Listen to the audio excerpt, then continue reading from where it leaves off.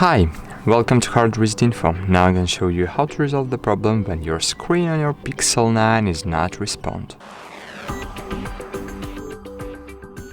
To do that, you just should press and hold power and volume up buttons together.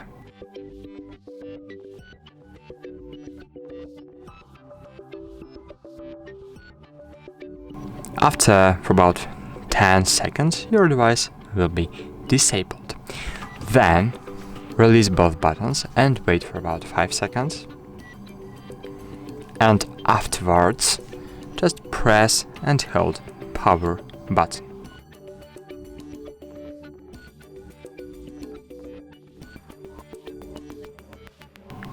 You will see Google logo on your screen. It means that now you can release power button. But of course, sometimes it doesn't work. In the case when your touch screen is physically damaged.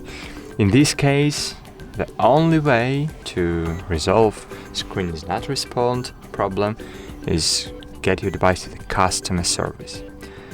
And that's it. Thanks for watching, like this video, and bye. See you.